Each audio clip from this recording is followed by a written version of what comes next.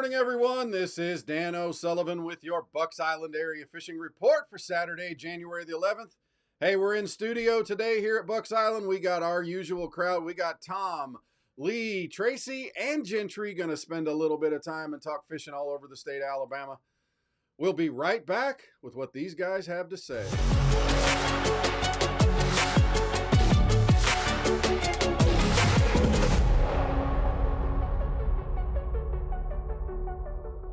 Hey, we're going to check in with our good friend Gentry Gordy. It's our second report of the year. We're going to talk a little bit of Lake Martin and Jordan Lake fishing. Gentry, I know it's getting cold out there. I know you've been out there fishing, flip-flops, tanning, all that stuff, right? Oh, yeah, absolutely. Tell me what's going on at Lake Martin. Dano, it's cold. The bad thing is, this time of year, you get to a point, and I've seen it more so on Martin than I have Jordan or any other the Coos River lakes. Once that water level, the water temperature, like when it gets down to like low 50s, like 49, 50, it seems like a crankbait bite will pick up. I know that sounds backwards, but I'm starting to see a little bit in the morning times, and you can still catch them on a good crankbait or a little bit deeper running crankbait if you can hit the trash piles with them. But it's nothing. It's hard to run a pattern on it. You know what I mean? It's hit or miss. But you can trigger a good largemouth doing it. But if they're not firing on that Dano, I call it counting rocks, and you got to throw a shaky head or a ball jig or something like that and just drag it. Well, one of those things this time of the year where you're talking about a crankbait bite that's really, really good is a shad wrap on spinning tackle, small ones. That can be really good this time of year. Yes, absolutely. Like a little number 5. Man, I've got a setup in my boat. It's a 7.4 medium action spinning rod. It's got 10-pound big game on it. And because I can, you know what I mean? I can throw a shad wrap further with that than I can anything else. Yep, absolutely. But yeah, a number 7's good to me, but I can throw a number 5 better. The number 7 to me is a little bit harder to throw, being a little bit bigger, especially if the wind's blowing. Yeah, I hear you there. Okay, let's talk Jordan Lake. What's going on there? It ain't changed, Dano. It's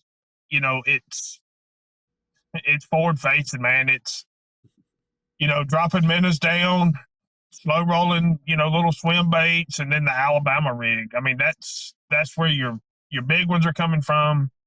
That's where your numbers are coming from. Other than that, some good ones have come around. No matter how cold it gets, there's always some good fish around a dock. It's just a matter where they're at the mouth of the pockets or halfway back. There's no rhyme or reason. You just got to fish a few of them and find it. Once you figure out exactly where they are in those pockets, then you can start running a little better pattern. But holding a Cinco up underneath some of those docks, especially, if it's in the sunlight and got some trash around it. Talk to me real quick about crappie. You seen crappie boats out there? People going after that stuff? Yeah, not so much this week with the cold, but they're out there. I talked to a buddy of mine that fishes Martin a lot with the crappie, and he said last week, some of the big ones are starting to get up around, the 8 to 9 foot trash pile range. Sounds good, brother. We appreciate everything. We'll talk to you again next week. Hey, it's the second report of the new year, and we're going to talk to Tracy Robinson and talk a little bit of Logan Martin and Lay Lake. Tracy, what's going on these bodies of water here? Well, Logan Martin, it's pretty good weather there over the holidays there, and there was some good fishing days to be had there. That's coming to pretty quick change here. Water temperatures are starting to sneak into the upper 40s there on the lake, so it's been pretty good. But when it starts getting in that 40s, we'll start transitioning a little bit more over to the flat-sided crankbaits, the flat A's, the shad wrapped and whatnot. So it's kind of that time. I'm not sure you have to do that, but that's just what we're supposed to do as fishermen. So that's what we've been doing. It's changing over to those flat side crankbaits, but that's what we're catching them on Logan right now is those gravel bars and rocks, chert, and those hard points. 6 to 10 foot, I guess, would be a good depth to say where the bite is. But that bite's pretty good. You can still chase them out there. They're still those forward-facing guys out there chasing schools around, picking fish off. But I'm not seeing the big numbers of bass out there chasing those around whenever I am looking at those fish now. So a little bit more consistency with that rock bite to me. On the causeways, I'm seeing a lot of crappie boats around the causeways. It seems like it's a little early for that, but I'm also noticing a lot of the birds up there too around those causeways. So it seems to be a lot of bait fish up there in those shallow causeways right now. A couple of guys that I do know that are catching the crappie, they're still in that 15 to 20 foot brush that, they stay on those crappie in those deeper brush piles, and they're catching them consistently. But it seems like there's a little bit of activity going on around the causeways too. All right. Lay Lake, is that still kind of maintaining timber? Yeah, not much change there. For me, I like the jerk bait still around the timber. That's just a fun bite for me. I like that. And still a lot of that forward facing sonar out on the main lake, the main creeks, main ditches, and you can still catch a occasional shellfish over the holidays. That may change with all this cold weather we've got coming now, but there's good color in the water. There's good depth in the grass, and you can still get an occasional bite on a swim jig in the grass at lake. Almost seems like you might have to have one guy doing one thing and another guy doing another thing. But how do you juggle that if you're going to go timber fishing versus grass fishing? Do you have to kind of bounce back and forth? Yeah, you could probably go either way, but the weights are still in that 20-pound range down there right now. They're still catching just big bags, and it's, every one of them's been mixed bags. I haven't seen anybody come in with just one bag of, giant one way or another. So it feels like they're probably mixing up the strategies down there on those winning bags. Sounds like they might be doing that. Hey, have fun with those flat side crankbaits, man. That's good this time of the year. When you get that bite going, it's pretty dang fun.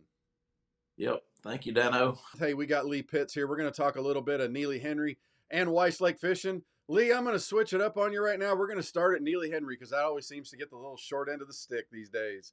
What's going on my river? It's about the same as last week. We've got that cold weather that's come in, but really the fish are already set up where they need to be.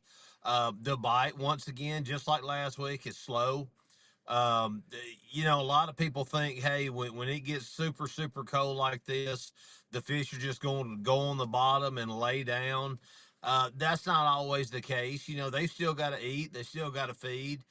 It's in shorter little increments though, but looking for the bait, finding that bait. The flat sided crankbait has still been pretty good. You got to slow it down, and that jerkbait bite's been pretty good. This time of year, the shaky head, get around some rock. They're starting to get more on those hard bottoms, the gravel bottoms, and where you can find a little bit of depth on some rock. They like that, get the sun to absorb some heat on that, and it holds bait fish too. So, it's one of those things you got to slow down. Um, get out there, look for some of your maybe eddy spots if they got some current going where they can just kind of tuck in behind something and just let it flush by them and just ease out there and pick it up. So, still got a pretty good bite. The crappie bite at Neely has been good also. Some of these deeper docks, and on the Coosa, when you say deep, you're not talking about 20-30 foot. You're talking about Coosa deep, 4, 5, 6 foot. Yep. The sun gets up high, the crappie will get around these docks, and they're still out there in the channels, on the brush and on the old timber and things like that. All right, we got about a minute left. Tell me about Weiss Lake. What's going on up there? Weiss has been pretty good, even with the weather that we've had this week.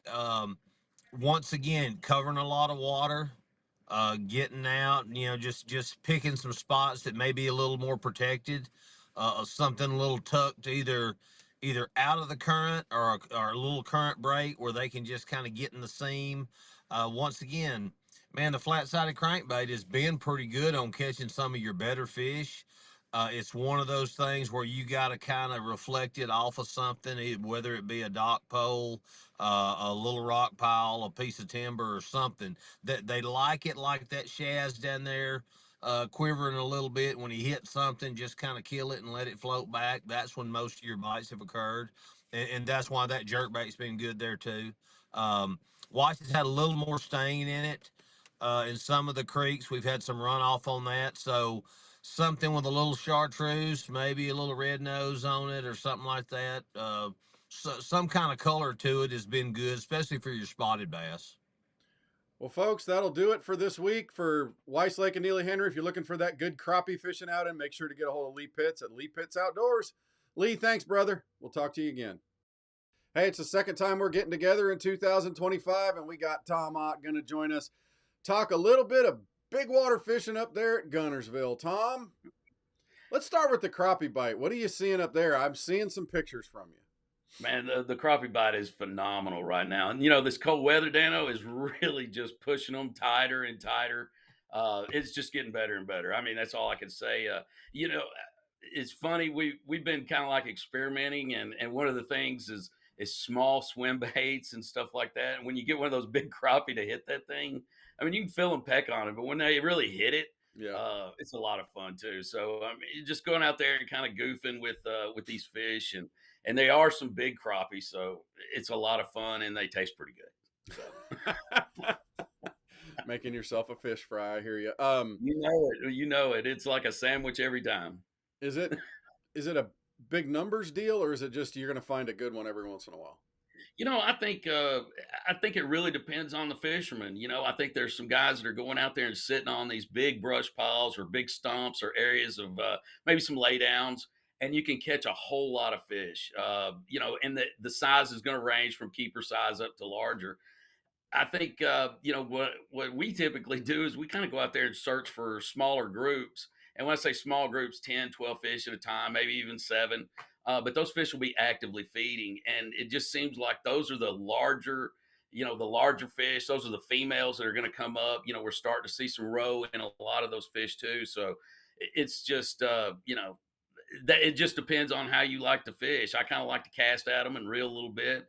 Some guys like to kind of do a lot of vertical jigging on them, and it just really depends on your, you know, what you like to do. I'm a bass guy, so I like to cast and reel. All right. Speaking of bass, we got about a minute left. Tell me what's going on in the bass bite. Man, I just don't think you can go wrong right now. Jerkbait, Dano, a jerkbait, a rig are just killing it. These fish are doing the same thing the crappie are. They feel this cold weather coming. They are also seeing these days get a little bit longer. So, you know, keep that in mind. These fish are starting to get more and more active, regardless of how cold this water's getting. I know a lipless in the drains is good. I've seen that work. But that's usually when it gets really cold water. Is the water getting there yet? You know, we're still in the upper 40s, low 50s, if you can find the low 50s, but the upper 40s, I like 47 is probably my favorite temperature for crappie, but we're on bass. So, yeah, absolutely. The bass bite is just going to continue to get better from now. I mean, this is when you catch your monster fish. Between right now and say the end of March is when you're going to catch those biggest fish, the biggest of the year, with the exception of a few guys that get lucky through the summer. Tom, as always, brother, we appreciate everything, and I'll talk to you again soon, brother. That wraps up our Bucks Island area fishing report for Saturday, January the 11th. Hey, we're back in the office right here at the shop, Tuesday through Friday, 8 to 5, Saturday, 8 to noon. If you're looking for that special boat to get you going, we got everything you want here at Bucks Island. Of course, come see Katie, Patrick, and Melissa in the sales department. If you're looking for parts, go see Pat and everybody there in the parts department. Misty and everybody in service is going to get you taken care of if you want to get your boat fixed. And of course, if you're looking for that special tackle item, go see Colin and Jamie upstairs at the loft. But we are here for you at Bucks Island. Looking forward to seeing you. The season's getting here.